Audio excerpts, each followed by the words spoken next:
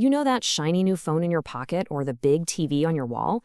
Well, they tell a story of design and manufacturing and some pretty clever marketing. But sometimes there's this hidden chapter, a darker one, accounting fraud. Today, we're going to dive into how some companies, especially in the consumer goods world, can bend the truth in their financial reports, often right out in the open.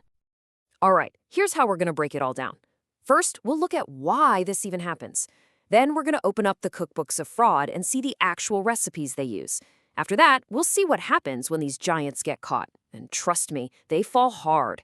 And finally, I'm going to give you the toolkit you need to spot the warning signs for yourself. So let's start with the big question, why? Well, it all boils down to pressure. Immense, relentless pressure in a super competitive market to show growth quarter after quarter and to hit those all-important sales targets. I mean, just think about it for a second. The companies making all the gadgets and appliances we use every single day, they are massive global players. They're dealing with enormous sales volumes, incredibly complex supply chains, and they spend an absolute fortune on marketing just to get your attention. It is a very, very high-stakes game. So what happens when that pressure to meet Wall Street's expectations just becomes too much? Well, the temptation to bend the rules, to fudge the numbers, can be almost impossible to resist. And that's when those pristine financial reports can start hiding a much messier reality. So how exactly do they pull it off? Let's crack open the cookbook and look at a couple of the most common recipes for financial deception. And just to be clear, these aren't simple mistakes we're talking about. These are deliberate techniques. First up, we've got a classic called channel stuffing. The best way to think about it is like a funnel that's already completely full of water. Channel stuffing is like trying to force even more water into it. The company ships way more product to its distributors than they could ever hope to sell, all so they can book those shipments as revenue before the quarter ends.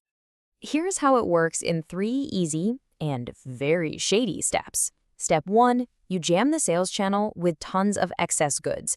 Step 2, you ring the register, booking all of it as sales, which makes your quarterly numbers look absolutely fantastic. But then comes step 3, the aftermath. All that unsold stuff comes flooding back as returns next quarter, leaving you with an even bigger hole to dig out of. And this is the crucial difference. A real, legitimate sale is driven by you, the customer, actually wanting or needing something. But channel stuffing, that's driven entirely by a company's internal targets, almost always right at the frantic end of a quarter. The outcome isn't a happy customer and cash in the bank. It's a mountain of returns and completely shattered trust. Okay, another neat little trick is something called improper capitalization. Think of it this way. Imagine you treated your weekly grocery bill not as an expense, but as an investment, like a down payment on a house. It sounds absurd, right? Well, companies do a version of this by taking a normal, everyday cost, like a big marketing campaign, and instead of treating it as an expense right away, they call it an asset and stick it on the balance sheet. It's a clever way to hide expenses and make profits look way healthier than they really are. Now, this stuff isn't just theory from some dusty accounting textbook. When companies actually use these tactics, the consequences can be absolutely devastating. Let's take a look at what happens when these giants fall. First, take Ricoh India. Back in 2016, the company admitted to a loss of over 1,000 crore rupees. To put that in perspective, that is well over 150 million US dollars in a single year. And this wasn't just because of a bad business cycle. This was the result of a massive, deliberate fraud finally coming to light. Their playbook had it all. They were booking completely fake sales, hiding liabilities, and just straight up lying about how much cash they actually had. It all points to a complete, catastrophic failure of their internal controls, which allowed the management to paint a totally false picture of the company's health for years. And then, of course, there's the infamous Toshiba scandal. This wasn't something that happened overnight. No, this was a slow burn starting way back in 2008. It began with intense pressure from the very top to hit profit targets that were just impossible. It got so bad, they had a system, and they actually called it Challenger, which basically forced managers to cook the books. It wasn't until 2015 that the world found out they had inflated their profits by over $1.2 billion.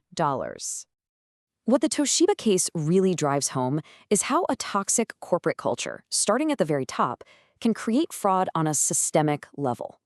They were recognizing revenue way too early, pushing losses into future quarters, and essentially using the company's own complexity as a shield to hide it all.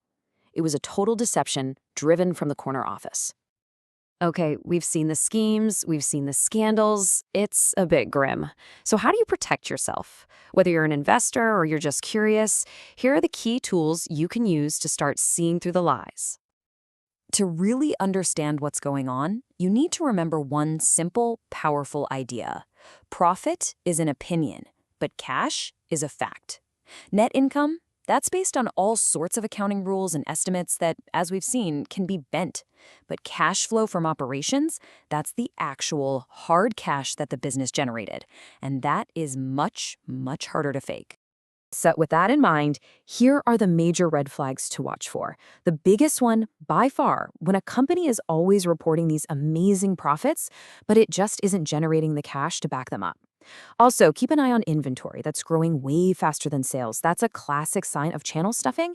And if a company's financials are just too complex to understand, or they keep changing their accounting rules for no good reason, chances are they're trying to hide something. So, the next time you see a headline screaming about a company smashing its earnings targets and reporting record profits, just pause for a second. Look a little deeper than that headline number and ask yourself, what are these numbers not telling me?